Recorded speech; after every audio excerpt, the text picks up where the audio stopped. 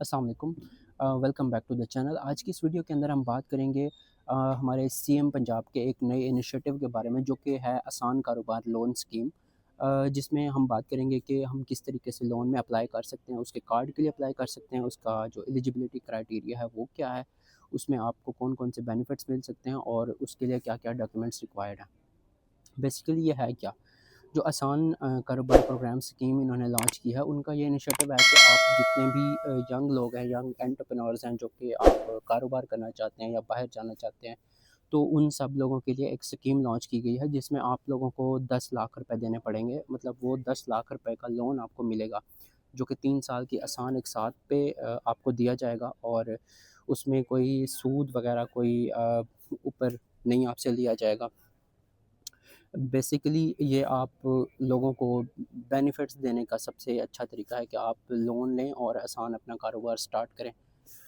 इसकी जो एज है 21 ईयर से लेके 50 ईयर्स तक इसकी एज रखी गई है। इसमें 21 ईयर से लेके 50 ईयर्स तक के लोग अप्लाई कर सकते हैं, और आपका वैलिड सीएनआईसी होना चाहिए, आपका क्लीन पुलिस रिकॉर्ड होना चाहिए, आपकी जो बैंक की हिस्ट्री है, लाइक उनका जो क्लीन रिकॉर्ड है, लोन हिस्ट्री है स्टेट बैंक की, उसमें आप जो है ना डिफ़ॉल्टर लिस्ट में नहीं होने चाहिए, वो आपका क्लीन रिकॉर्ड होना चाहिए। उसके अलावा किसी भी किस्म के कोई झंझट में आप ना फँसे हों, उसका भी आपका क्लीन रिकॉर्ड होना चाहिए। और आप पंजाब के सबसे जो मेन चीज़ है, पंजाब के आप सिटीज़न होने चाहिए, कि पंजाब के लोग ही इसमें अप्लाई कर सकते हैं, क्योंकि पंजाब के सीएम का ही ये इनिशिएटिव है। तो इसमें अप्लाई करने के लिए आप वेबसाइट के ऊपर जाके अपना अकाउंट क्रिएट करेंगे और अपने सारे जो डॉक्यूमेंट्स जो ज़रूरी होंगे वहाँ पे अपलोड करेंगे। मैं फ़र्दर आगे जाके लैपटॉप की स्क्रीन पे आपको लेके चलता हूँ, उसमें हम देखेंगे कि किस तरीके से अप्लाई करना है। एलिजिबिलिटी क्राइटेरिया के जो-जो मेन-मेन पॉइंट्स हैं वो सारे हम डिस्कस करेंगे। जो डॉक्यूमेंट्स रिक्वायर्ड हैं वो भी हम सारे डिस्कस करेंगे। प्रोसेसिंग फ़ीस ₹500 है, और इसको अप्लाई करने का क्या तरीका है, पूरा एप्लीकेशन का जो प्रोसेस है उसको हम डिस्कस करेंगे। कंप्लीट हम इसके ऊपर डिस्कशन करेंगे, मैं आपको तरीका बताऊँगा कि आपने किस तरीके से स्टेप बाय स्टेप अप्लाई करना है। उसके बाद भी आपके कोई क्वेश्चन हो तो आप मुझे डीएम कर सकते हैं, कमेंट कर सकते हैं इस वीडियो के नीचे। तो काइंडली वीडियो को पूरा देखिएगा ताकि आपको सारे स्टेप्स समझ आ सकें, और मेरे चैनल को सब्सक्राइब कर दीजिएगा। बाकी चलते हैं हम अपने लैपटॉप की स्क्रीन पे। अस्सलाम वालेकुम। Welcome back to the channel. हम हाज़िर हो चुके हैं लैपटॉप की स्क्रीन पे। तो अब जैसा कि देख सकते हैं मैंने यहाँ पे आके लिखा कि आसान कारोबार स्कीम। आपने इस तरीके से आके गूगल पे ये लिख लेना है। उसके बाद सबसे पहली जो ये वेबसाइट ओपन होगी जिसमें सीएम पंजाब आसान कारोबार फाइनेंस के बारे में लिखा गया है, आपने इसको ओपन कर लेना है। तो ये जो सीएम पंजाब आसान कारोबार प्रोग्राम की ऑफिशियल वेबसाइट है, यहाँ पे जाके आप देख सकते हैं कि उन्होंने इसके बारे में ओवरव्यू जो है ना दिया हुआ है कि ये इनिशिएटिव है क्या। बेसिकली ये जो इनिशिएटिव है ये है इंटरेस्ट फ्री लोन्स, मतलब आपको किसी किस्म का कोई इंटरेस्ट नहीं पे करना पड़ता। आप नॉर्मली बैंक से लोन लेते हैं या कहीं से भी लोन लेते हैं तो वहाँ पे आपको यूजुअली बहुत सारा इंटरेस्ट पे करना पड़ता है। जबकि ये जो सीएम पंजाब का इनिशिएटिव है, इसमें आपको किसी भी किस्म का कोई इंटरेस्ट नहीं पे करना पड़ता। आपको जस्ट ये लोन देंगे और सेम वापस आपको वैसे उतने ही पैसे देने पड़ेंगे। अब ये इसका पर्पज़ क्या है? पर्पज़ ये है कि आप न्यू अपना कोई बिज़नेस वगैरह स्टार्ट कर सकें, उसकी जो फंडिंग है उसके लिए लोन ले सकते हैं। आपका कोई पुराना बिज़नेस है जो कि नहीं चल रहा, तो उसकी एक्सपेंशन के लिए आप उसको बढ़ाना चाहते हैं, उसको मॉडर्नाइज़ करना चाहते हैं, तो उसके लिए ले सकते हैं। और किसी भी किस्म के आपके कोई लीज़िंग आप किसी ने आपने कहीं पे लीज़ पे करनी है तो उसके लिए दे सकते हैं, ताकि आपकी जो वो शरह सूद है या जो भी उसके ऊपर इंटरेस्ट है वो बढ़ ना जाए। आप ये लोन लेके उसमें पे कर सकते हैं।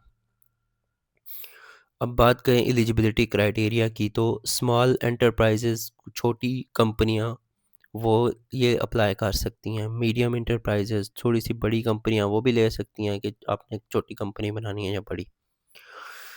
As 25 years to 25 25 25 years to 55।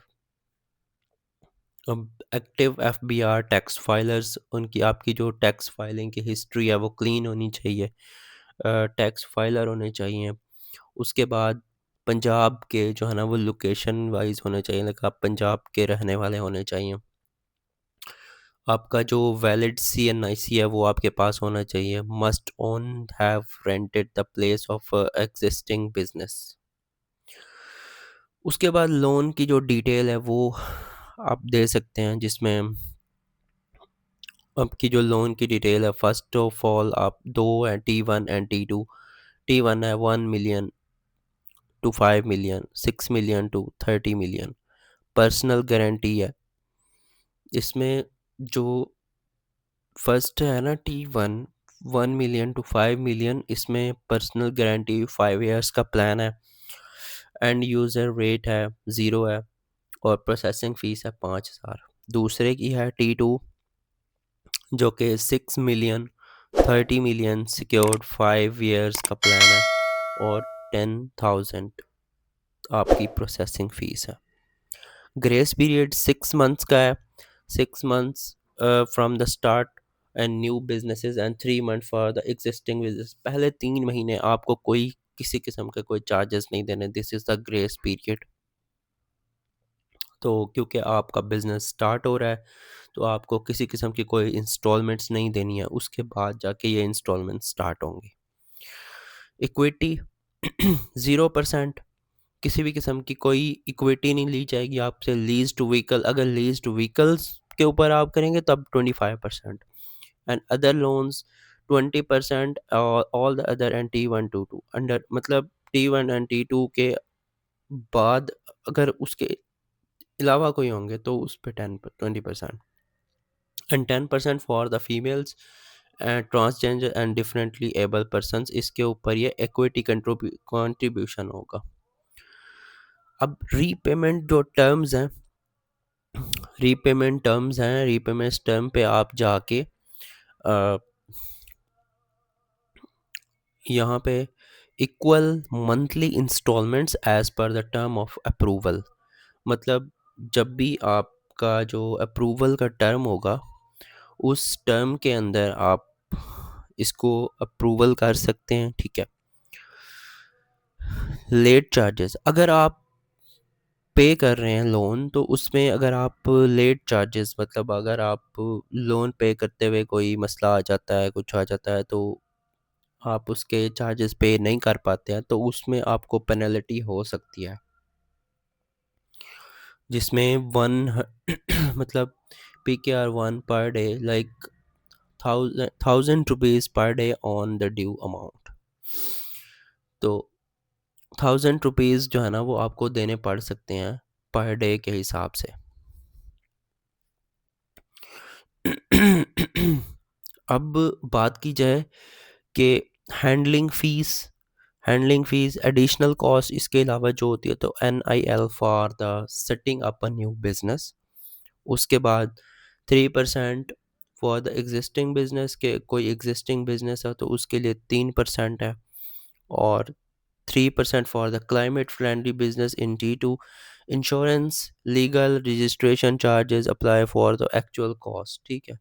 अब इसकी जो हेल्पलाइन है वो 1786 है। वैसे बेसिकली कभी ये हेल्पलाइन वर्क करती नहीं है, ये तो जस्ट एक वैसे ही दी गया आपको। अ, मुझे नहीं याद कि कभी आपने इनकी गवर्नमेंट की किसी भी कोई हेल्पलाइन के ऊपर कॉल की हो और आपको वहाँ से कोई रिस्पॉन्स मिला हो। तो ये है जी उनकी ऑफिशियल वेबसाइट पोर्टल, जिधर आपने जाके अपना लॉगिन करना है, ठीक है। आसान कारोबार फाइनेंस, ठीक है, ये वाली वेबसाइट है। वो तो उधर जो हिस्ट्री लिखी हुई है वो सारी, ये सारी बातें हमने डिस्कस कर ली हैं इस प्रोग्राम के अबाउट के ये प्रोग्राम असल में है क्या। अब आपने अप्लाई किस तरीके से करना है, फर्स्ट ऑफ ऑल आपने जाके यहाँ पे लॉगिन करना है, ठीक है। ये लॉगिन आ गया। पहले पहले आपने जो है ना इसके ऊपर अपना रजिस्ट्रेशन करनी है, लाइक ये रजिस्टर नाउ पे आपने क्लिक करना है।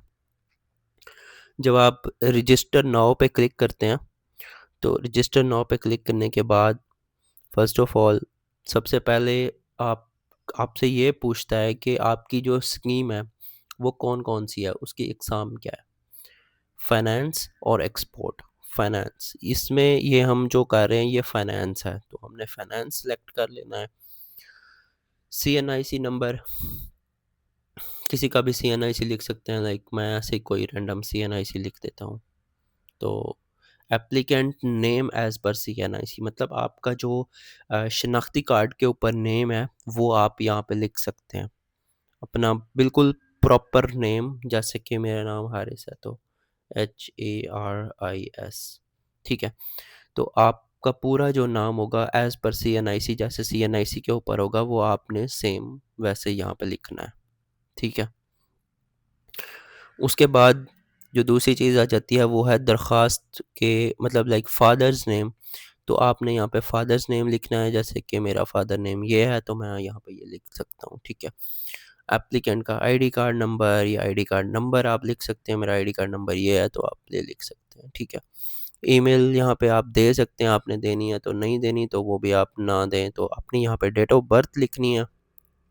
उसके बाद आईडी कार्ड की इशुएंस डेट वो लिखनी है, अपनी age as per the ID card, जो आईडी कार्ड के ऊपर आपकी एज है आपने वो लिखनी है। एक्सपायरी डेट, आईडी कार्ड की जो एक्सपायरी डेट है वो आपने लिखनी है। जो उसके बाद आपका सबसे जो मेन चीज़ आ जाती है कि मदर का जो मीडियन नेम का मतलब ये होता है कि पहला जो नेम है मदर का वो आप लिख सकते हैं। और उसके अलावा अगर आपकी किसी किस्म की कोई डिसेबिलिटी है वो आप यहाँ पे चूज़ कर सकते हैं, यस या नो के है या नहीं है। अगर है तो फिर आपको यहाँ पे लिखनी पड़ेगी कि उसकी क्या टाइप है। उसके बाद जेंडर, और आपका जो फ़ोन नेटवर्क का कोड है, लाइक 03,000, 0300, 0334, 0325 जो भी है वो आपने यहाँ पे लिखना है, ठीक है। मोबिलिंक ये सेलेक्ट कर लेना है, फिर इसमें आप कोड लिखना है, फिर यहाँ पे बाकी पूरा नंबर आपने लिखना है। ऑब्वियसली पंजाब है तो यहाँ पंजाब सेलेक्ट हुआ हुआ है। अपना जो रेजिडेंशियल एड्रेस है वो आपने लिखना है। उसके बाद तहसील आपकी जो उस टाइम पे आपकी तहसील बनती है, आप जो भी तहसील बनती है, लाइक आपकी तहसील जतोई बनती है, तहसील कोई भी लिया बनती है, कोई भी तहसील बनती है तो आप यहाँ पे लिख सकते हैं। डिस्ट्रिक्ट आपका कौन सा है, डिस्ट्रिक्ट आपने सेलेक्ट करना है। डिस्ट्रिक्ट आपका मुल्तान है, लिया है, डेरा गाजी खान है, लाहौर है, किसी किस्म का कोई भी आपका कोई डिस्ट्रिक्ट है वो आपने यहाँ लिखना है, और उस डिस्ट्रिक्ट की तहसील आपने लिखनी है। गूगल पे आपने जाके चेक कर लेना है कि आपका जो डिस्ट्रिक्ट है उसकी डिवीज़न क्या है, उसकी तहसील क्या है, और उसका आपका डिस्ट्रिक्ट क्या है। सिटी का नाम लिखना है आपका जो, उसके बाद यहाँ पे अपना परमानेंट एड्रेस लिखना है, और यहाँ पे अपना रेजिडेंशियल एड्रेस लिखना है। लाइक आपके आईडी कार्ड के ऊपर दो एड्रेस होंगे, मौजूदा पता और एक परमानेंट एड्रेस। उसके बाद ये सारी चीज़ें चूज़ करने के बाद आपको यहाँ पे एन टी एन नंबर क्या होता है। एन टी एन नंबर जो आपका वो एफबीआर की तरफ से एक मिला हुआ एक नंबर होता है, वो आप अगर वहाँ पे क्लीन है आपको वहाँ से अपना रिकॉर्ड निकलवाना पड़ेगा। वहाँ से आपको एक एन टी एन नंबर मिलेगा। फिर भी आप गूगल पे जाके आप चेक कर सकते हैं कि क्या है N T N number. N T N number ये देखें, tax number, national tax number and a unique identification number issued by the Federal Board of Revenue like FBR in Pakistan, ठीक है। ये आपको एक NTN नंबर दिया जाएगा अगर आप टैक्स फाइलर हैं तो फिर आप जाके वहाँ पे वो ऐड कर सकते हैं। आपको वहाँ पे लोन की स्कीम के लिए अप्लाई करने से पहले आपको टैक्स फाइलर बनना पड़ेगा। उसके बाद रेजिडेंस ओनरशिप स्टेटस कि आपका जो घर है वो आपका अपना है, आपकी फैमिली के नाम पे है, आप रेंट पे रहते हैं, आप किसी भी चीज़ के बारे में जो भी इंफॉर्मेशन है वो आप यहाँ पे दे सकते हैं। पॉलिटिकली एक्सपोज्ड पर्सन, क्या आप सियासी चीज़ों के अंदर होते हैं कि नहीं होते हैं, इसको आपने ऑब्वियसली नो ही करना है, बहुत नहीं होते। पॉलिटिकली एक्सपोज्ड पर्सन, ठीक है, ये सारी चीज़ें हैं। और आपने पासवर्ड डालना है, पासवर्ड जो फर्स्ट पासवर्ड है फिर लास्ट दोनों दूसरा पासवर्ड है। उसके बाद कैप्चा और देन रजिस्टर। रजिस्टर करेंगे, आपकी जो मेल यहाँ पे आपने दी होगी उसके ऊपर एक कंफर्मेशन मेल आएगी, आपने उस कंफर्मेशन मेल को कंफर्म करना है और देन फिर आपकी जो ये रजिस्ट्रेशन है ये कंप्लीट हो जाएगी। इसके बाद फिर अ, नेक्स्ट आपको जो है ना वो बताया जाएगा कि हाँ जी आप इसमें एलिजिबल हैं या नहीं हैं, आपको ये मिल सकती है या नहीं मिल सकती है। इसमें 2 ऑप्शंस हैं, ये आसान कारोबार फाइनेंस और दूसरा है आसान कारोबार फाइनेंस एक्सपोर्ट। आप इन दोनों के ऊपर अप्लाई कर सकते हैं, जिसमें आपका इंटरेस्ट हो आप उसमें अप्लाई कर सकते हैं। तो काफ़ी सारी चीज़ें मैंने क्लियर कर दी होंगी इस वीडियो के अंदर। ये बेसिकली बैंक ऑफ पंजाब के साथ लिंक्ड है कि आप बैंक ऑफ पंजाब के साथ कोलैबोरेशन है इनकी। तो वीडियो में मैंने बहुत सारी चीज़ें क्लियर कर दी होंगी। मैंने ऑलमोस्ट बता दिया हुआ है कि कैसे अप्लाई करना है, क्या-क्या इसके बेनिफिट्स हैं, क्या-क्या आपको डॉक्यूमेंट रिक्वायर्ड हैं और क्या-क्या इसकी एलिजिबिलिटी क्राइटेरिया की रिक्वायरमेंट्स हैं। सारी चीज़ें मैंने इस वीडियो के अंदर डिस्कस कर दी हैं। तो काइंडली आप मेरे चैनल को सब्सक्राइब कर दें, बेल का आइकन को प्रेस कर दें ताकि जो नेक्स्ट आने वाली वीडियोस हैं वो आपको मिलती रहा करें। अब मैं इसी तरह के यूनिक टॉपिक्स के ऊपर वीडियोस बनाया करूँगा ताकि आप लोगों के लिए आसानी हो और मेरे लिए भी। और मुझे आपसे जस्ट इतनी ही रिक्वेस्ट है कि आप मेरे चैनल को सब्सक्राइब कर दें ताकि आने वाली नई वीडियोस आपको मिलती रहा करें।